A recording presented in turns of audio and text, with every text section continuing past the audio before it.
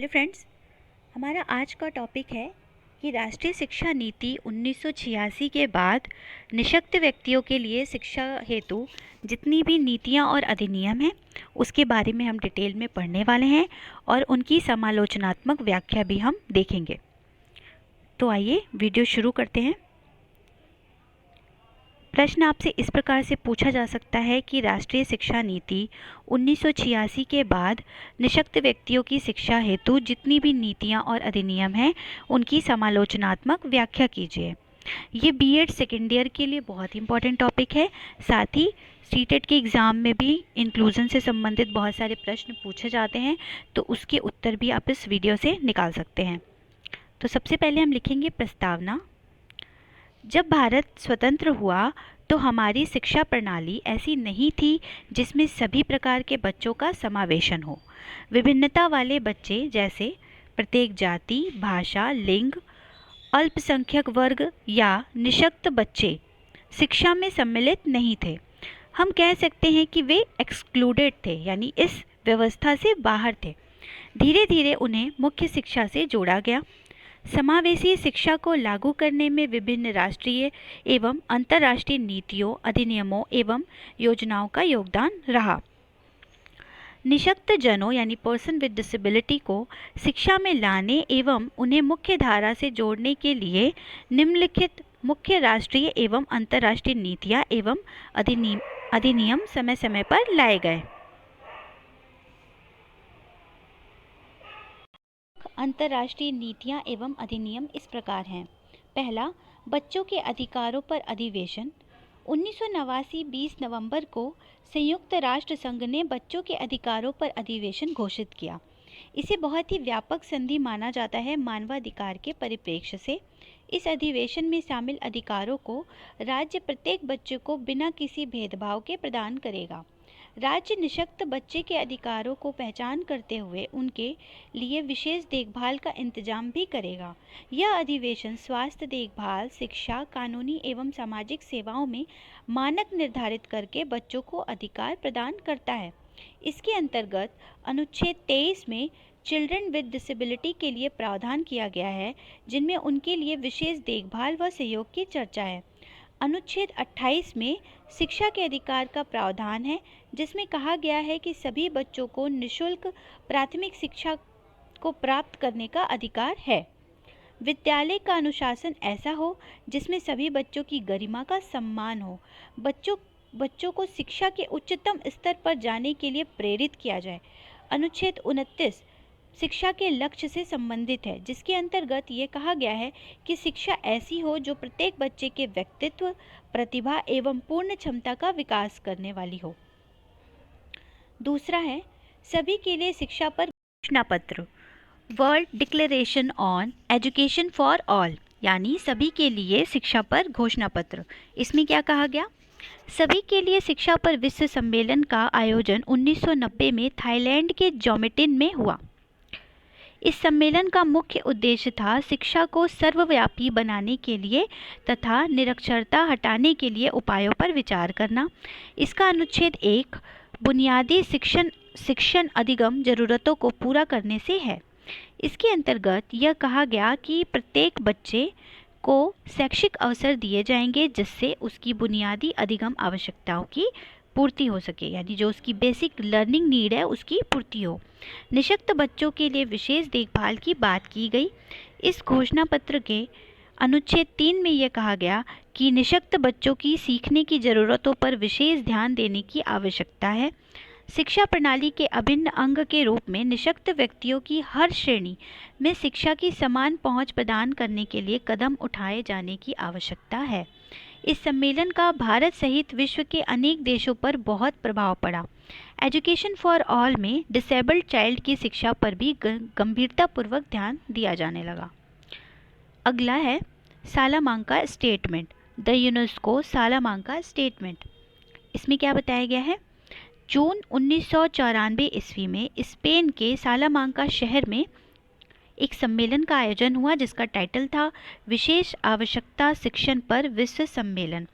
इसका आयोजन यूनेस्को एवं स्पेन की सरकार ने मिलकर किया था। इस सम्मेलन में 92 देशों की सरकारी प्रतिनिधि तथा 25 अंतर्राष्ट्रीय संस्थाओं ने भाग लिया। सालामांका स्टेटमेंट सभी के लिए शिक्षा की प्रतिबद्धता से शुरू होता है। इस सम्मेलन में मुख्य रूप से समावेशित शिक्षा की चर्चा हुई, जो निम्नलिखित कथनों से रेखांकित किया गया। स्कूल में सभी बच्चों को समावेशित किया जाए, चाहे उनकी शारीरिक, बौद्धिक, भावनात्मक, सामाजिक, वाचिक या अन्य दशाएं कैसी भी हों।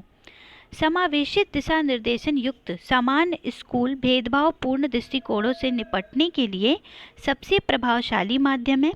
वे ऐसे समावेशित समाज की रचना कर सकें जो सबको अपना एवं सबके लिए शिक्षा का लक्ष्य भी पा सके। इस स्टेटमेंट में यूनेस्को, यूनिसेफ, यूएनडीपी एवं विश्व बैंक से अनुरोध किया गया है कि वे समावेशित शिक्षा को बढ़ावा देने एवं विशेष आवश्यकता शिक्षण यानी स्पेशल नीड्स एजुकेशन को शैक्षिक प्रोग्राम में सम्मिलित करने के लिए कार्य करें। अगला है Biwako millennium framework for action.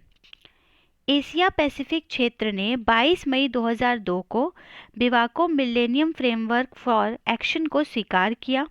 इसका मुख्य उद्देश्य था अवरोध रहित एवं अधिकार एक समावेशित समाज का निर्माण करना। यह एशिया और प्रशांत क्षेत्र के विकलांग व्यक्तियों के लिए एवं Asian Pacific decade of the disabled person का ही एक विस्तार है। Target and action in priority areas. इसके 7 प्राथमिक कार्य क्षेत्र हैं। पहला, निशक्त व्यक्तियों, उनके परिवार व अभिभावक संघों के स्वयं सहायता संगठन। अगला है डिसेबल्ड महिलाएं।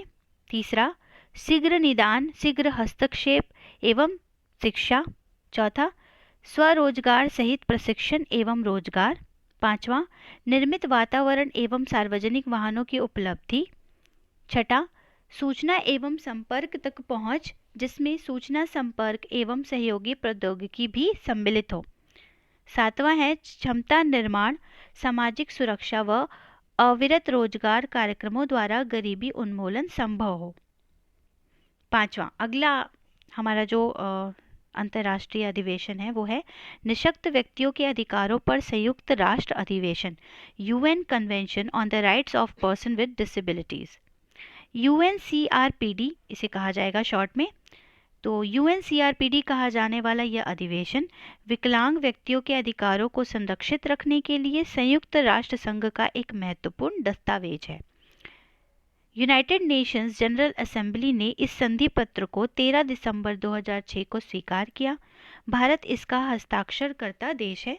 बाद में यह संधि पत्र अंतर्राष्ट्रीय कानून बना। यूएनसीआरपीडी के कुल 50 अनुच्छेदों में से कुछ महत्वपूर्ण अनुच्छेद है, जिसकी मैं एक बार व्याख्या कर देती हूँ। इसमें अनुच्छेद 6 है, ये पीडब्ल्यूडी महिलाओं के बारे में है। अनुच्छेद 6 पीडब्ल्यूडी महिलाओं के बारे में है। इसमें कहा गया है कि सरकार निशक्त महिलाओं के विकास एवं अधिकारिता के लिए उपयुक्त कदम उठाए। यूएनसीआरपीडी का अनुच्छेद 7 यह कहता है कि यह पीडब्ल्यूडी बच्चों के बारे में, जिसमें ये कहा गया है कि इन बच्चों के अधिकारों, स्वतंत्रता एवं अच्छे जीवन के लिए कार्य किया जाए। अनुच्छेद 9 एक्सेसिबिलिटी के बारे में है, जिसमें कहा गया है कि विकलांगों को सशक्त करने हेतु अत्याधुनिक तकनीक से बने विशेष उपकरण उपलब्ध कराए जाएं। अनुच्छेद 24 यह अनुच्छेद शिक्षा के बारे में है, जिसमें यह कहा गया कि विकलांग बच्चों के लिए शिक्षा की व्यवस्था सरकार करे, जिससे वे अपने व्यक्तित्व, प्रतिभाओं व रचनात्मकता का विकास कर सके। अब आते हैं राष्ट्रीय नीतियों और अधिनियमों पर। अब तक हम अंतर्राष्ट्रीय नीतियों की चर्चा कर रहे थे। प्रमुख राष्ट्रीय नीतियां और अधिनियम में पहला है भारतीय पुनर्वास परिषद अधिनियम, rehabilitation council of India, RCI अधिनियम 1992। 1992 में यह अधिनियम पारित होकर 1993 से लागू हो चुका है। इस अधिनियम की आवश्यकता इसलिए महसूस की गई क्योंकि डिसेबिलिटी के क्षेत्र में शिक्षा की गुणवत्ता व प्रशिक्षण इत्यादि के लिए कोई अधिनियम एवं संस्था नहीं थी। तो आइए जानते हैं कि आरसीआई के प्रमुख उद्देश्य क्या हैं। पहला है निशक्त व्यक्तियों के साथ काम करने वाले विभिन्न श्रेणी के व्यावसायिकों की शिक्षा व प्रशिक्षण हेतु एक न्यूनतम मानक प्रस्तावित करना। दूसरा, उन सभी संस्थाओं व विश्वविद्यालयों को मान्यता प्रदान करना जो निःशक्त व्यक्तियों के पुनर्वास विषय पर डिग्री, डिप्लोमा, सर्टिफिकेट पाठ्यक्रम चलाता है। अगला है पुनर्वास एवं विशेष शिक्षा के क्षेत्र में अनुसंधान को प्रोत्साहित करना। ये तीसरा उद्देश्य है आरसीआई का। अब आते हैं दूसरे अधिनियम पे। यह है PWD एक्ट 1995 यानी निःशक्त व्यक्तियों के लिए अधिनियम 1995। निःशक्त व्यक्तियों के लिए अधिनियम सन 1995 में पारित हुआ। इसका पूरा नाम है निःशक्त व्यक्ति समान अवसर अधिकारों की सुरक्षा एवं पूर्ण सहभागिता अधिनियम 1995। इस अधिनियम ने 7 विकलांगताओं को चिन्हित किया था, जिसमें पहला था अंधत्व यानी ब्लाइंडनेस, दूसरा अल्पदृष्टि या लो विजन, तीसरा श्रवण बाधा हियरिंग इम्पेयरमेंट, चौथा मानसिक विकलांगता मेंटल रिटार्डेशन, पांचवा मानसिक रोग या मेंटल इलनेस, छठा गामक बाधा या लोकोमोटर इम्पेयरमेंट, सातवां कोड उपचरित या लेप्रोसी क्योर्ड। PWD एक्ट 1995 के अंतर्गत 14 अध्याय हैं। इसका अध्याय 4 जो है वो विकलांगता का शीघ्र निदान व रोकथाम के बारे में बताता है। अध्याय 5 निःशक्त बच्चों की शिक्षा के बारे में है, जिसमें कहा गया है कि प्रत्येक PWD बच्चों को उचित व समावेशित वातावरण में 18 वर्ष की आयु तक निःशुल्क शिक्षा मिले। अब आते हैं तीसरे राष्ट्रीय अधिनियम पर, जो है राष्ट्रीय न्यास अधिनियम या नेशनल ट्रस्ट एक्ट 1999। इस अधिनियम का पूरा नाम है राष्ट्रीय न्यास अधिनियम स्वलीनता, प्रमस्तिष्क पक्षाघात, मानसिक विकलांगता और बहुविकलांगता प्रभावित व्यक्तियों के कल्याण हेतु, तथा यह अधिनियम 1999 में पारित हुआ। इस प्रकार यह अधिनियम 4 प्रकार की निःशक्तता के लिए है, जो है स्वलीनता या ऑटिज्म, दूसरा है प्रमस्तिष्क पक्षाघात या सेरेब्रल पाल्सी, तीसरा है मानसिक विकलांगता या मेंटल रिटार्डेशन, चौथा है बहुविकलांगता मल्टीपल डिसेबिलिटीज। इसका उद्देश्य है निःशक्त व्यक्तियों को सहारा देने योग्य सुविधाओं का प्रबलीकरण, यानी राष्ट्रीय न्यास अधिनियम का पहला उद्देश्य है निःशक्त व्यक्तियों को सहारा देने योग्य सुविधाओं का प्रबलीकरण, दूसरा है निःशक्त व्यक्तियों को समान अवसर, उनके अधिकारों की सुरक्षा एवं उनकी पूर्ण भागीदारी को साकार करने की सुविधाएं प्रदान करना। अब आते हैं चौथी राष्ट्रीय नीति या राष्ट्रीय अधिनियम पर। तो ये है निःशक्त व्यक्तियों के लिए राष्ट्रीय नीति national policy for person with disability 2006। यह नीति 2006 में पारित हुई। इस नीति का निर्माण निःशक्त व्यक्तियों के लिए समान अवसर, उनके अधिकारों के संरक्षण और समाज में पूर्ण भागीदारी के लिए वातावरण तैयार करने हेतु या फिर उनकी पूर्ण भागीदारी के वातावरण को बनाने के उद्देश्य से हुआ। इस नीति के अंतर्गत निःशक्त व्यक्तियों के रोकथाम के लिए कार्यक्रम पर विशेष बल दिया गया। इस नीति में पुनर्वास कार्यवाही 3 समूहों के अंतर्गत करने की बात कही गई। ये 3 समूह कौन से थे? पुनर्वास कार्यवाही के 3 समूह में पहला था शारीरिक पुनर्वास, दूसरा शैक्षिक पुनर्वास और तीसरा था आर्थिक पुनर्वास। अगला है शिक्षा का अधिकार अधिनियम 2009, राइट टू एजुकेशन।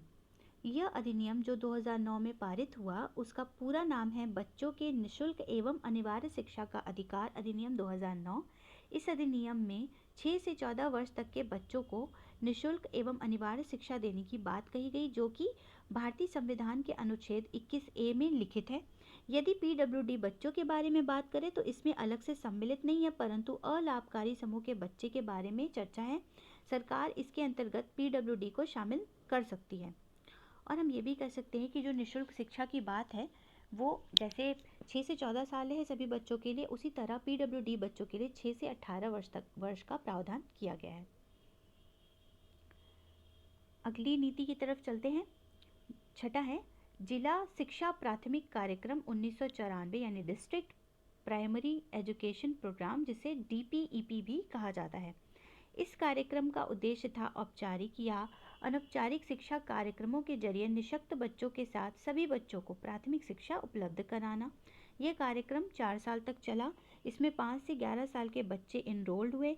यह कार्यक्रम उन जिलों में चलाया गया जहां प्राथमिक शिक्षा की हालत राष्ट्रीय स्तर की तुलना में बेहतर नहीं थी या खराब थी।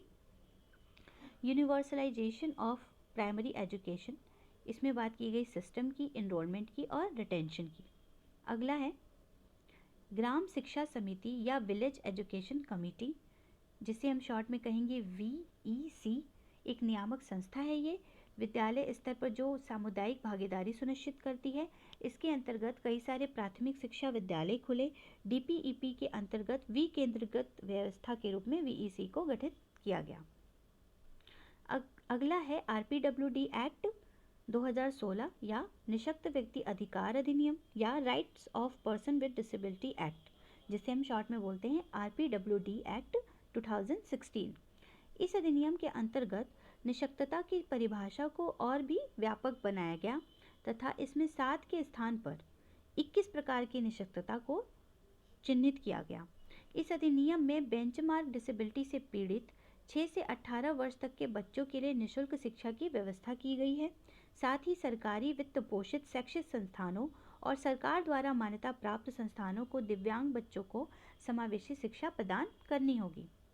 निष्कर्ष, जितनी भी नीतियाँ थी 1986 के बाद, जितनी भी महत्वपूर्ण नीतियाँ थी, चाहे वो अंतर्राष्ट्रीय हो या राष्ट्रीय हो, योजनाएं हो, उन सब पर हमने थोड़ी थोड़ी चर्चा की। अब इस प्रश्न के उत्तर में निष्कर्ष रूप में हम क्या लिखेंगे?